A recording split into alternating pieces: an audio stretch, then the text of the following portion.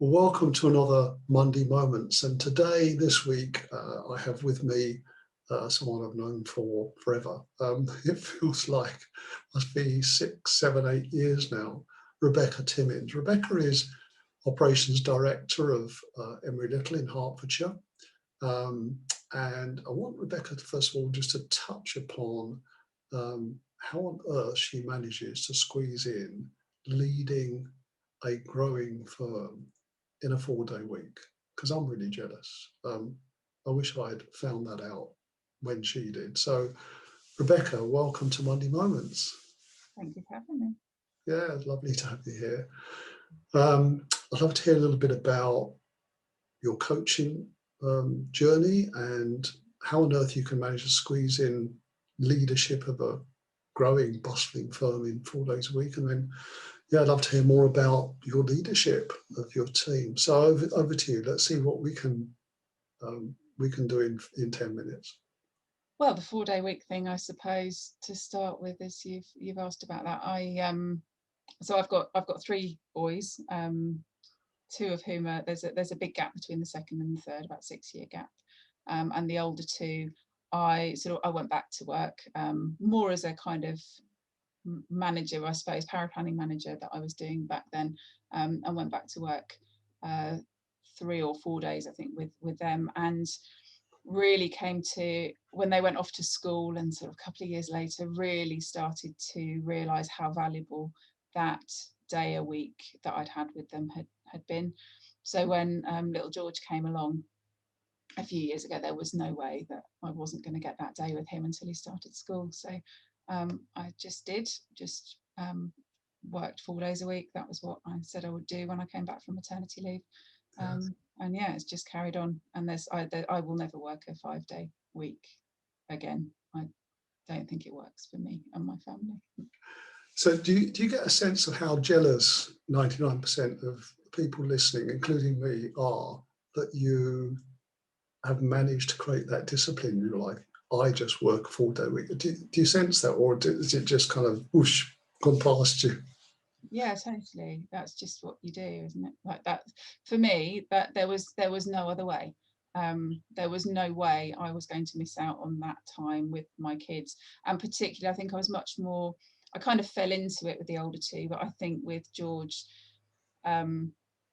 I mean, you've virtually met George. He's just an absolute joy of a child. He's just gorgeous and so happy.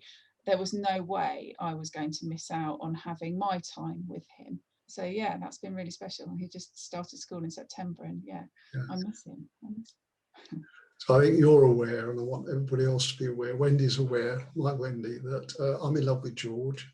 Since almost the day he was born, from the first picture, this being never seems to stop smiling and making the world around him happy, including his siblings and you and all of you. So George there just sometimes appears human beings on the planet. They're just rather special. I think George is one of those. Everywhere he goes, everybody smiles. That's a wonderful. I wish I could have that effect on people. So I'm in love with George is my first message from today. And 4-day week, and I'm still sitting here thinking it's taken me decades to work that one out, and the rest of us too. So well done you. So where would you like to take us now in terms of what you are doing and achieving, and how that's helping you feel? So I suppose that one thing that's very kind of front of mind for me at the moment, I think it's become more relevant as we've shifted seasons into the autumn, how important it's going to be to maintain connection with each other, within my team. It's a big focus of my attention at the moment, as we move into COVID clearly being more of a marathon than a sprint. We're not going to be back in the office. I think we kind of accepted pretty early on we're not going to be back in the office properly until well into next year. Yes. But the reality of that, as cases are rising again, and we had a very, very wet, rainy weekend last weekend, and I sat in with my children a lot of the weekend, and they drove me mad, frankly.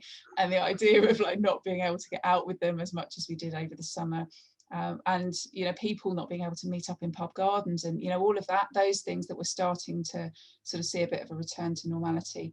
So I think that making sure that we're kind of continuing to look after each other and checking in on each other regularly and maintaining that connection is that's very front of mind for me at the moment. So I'd love to hear, as a leader, perhaps you can describe your team to us, but as a leader with that team you're going to describe, just what your intention is to make sure this connection really works. So our team, we're sort of in three. We've got our planning team, our power planning team, and our administration team. We all come together on a Monday morning, every Monday, in a thinking environment.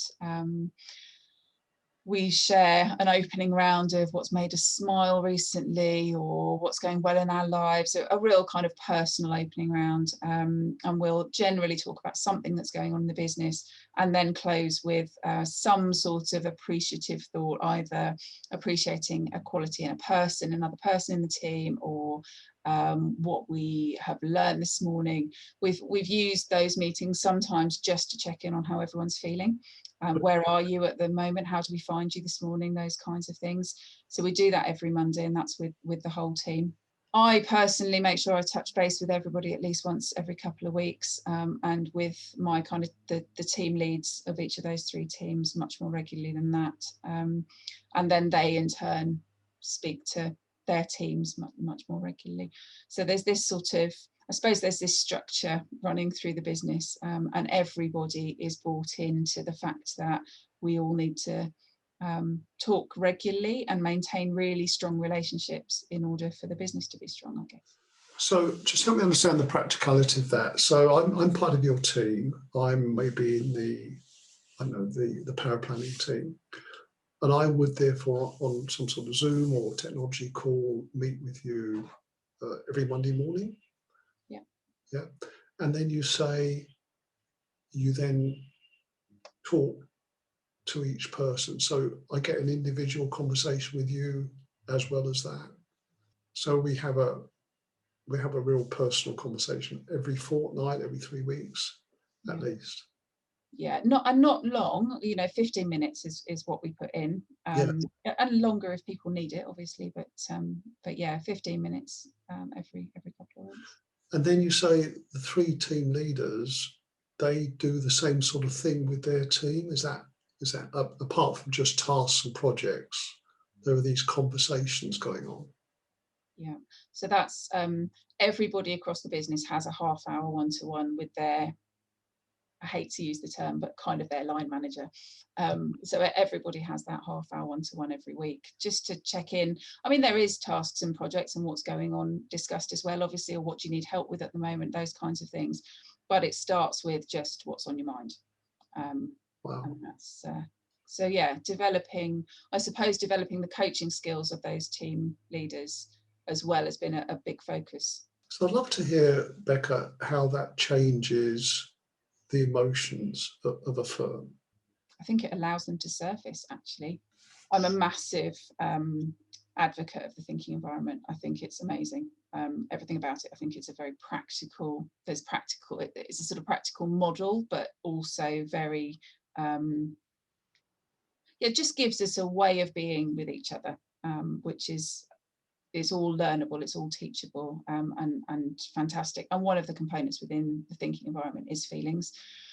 And there's the premise is effectively that if you allow feelings to be expressed, then you can kind of return to better thinking. So if you're sitting here angry and not expressing that anger, you're probably not going to be thinking very well. If you're sitting here sad and not able to cry or not able to express that, you're probably not thinking very well. I know I've had that experience, holding back the tears, and you just can't, and your brain goes to mush, doesn't it?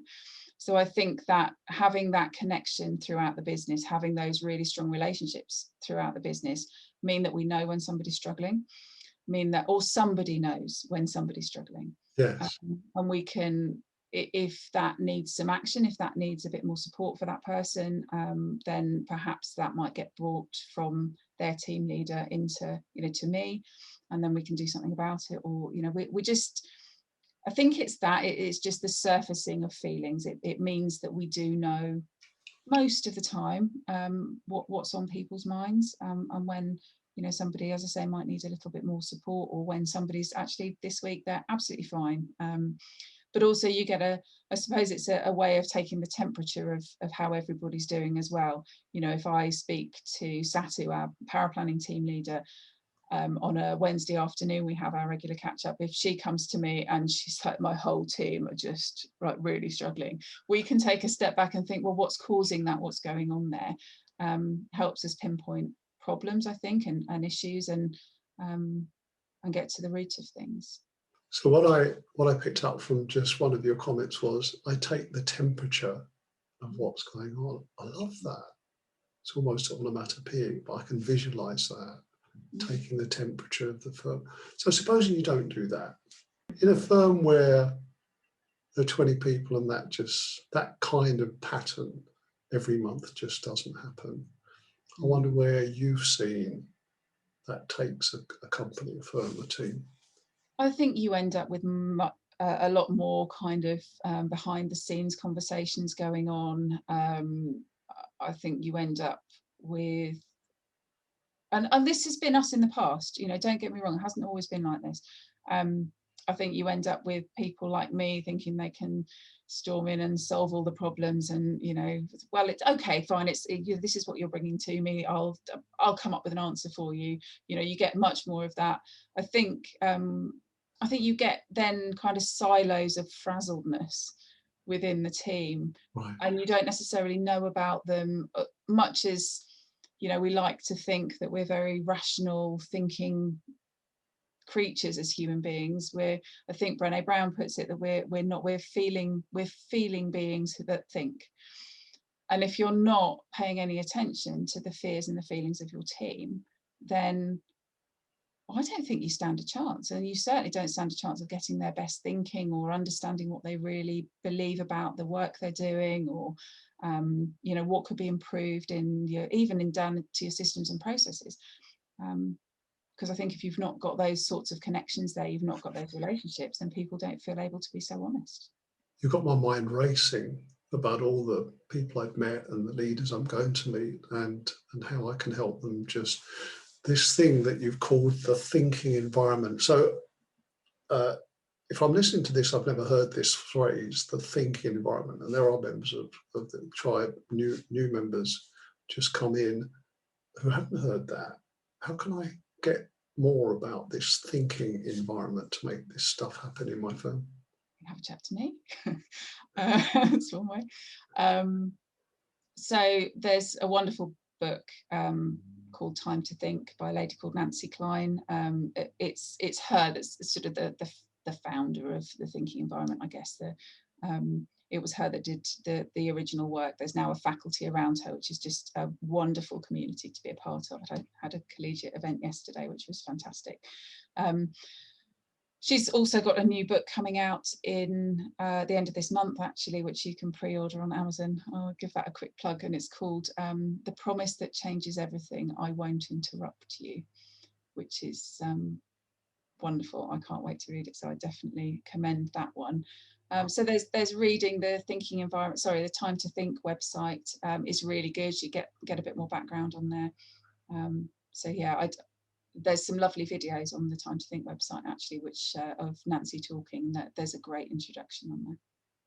Well, Rebecca Timmins, the 4-day-a-week operations director with a team of, well, a lot reporting to you through 3 leaders, and who has developed a method of connection, deep connection with the team to stop problems arising or catch them early on.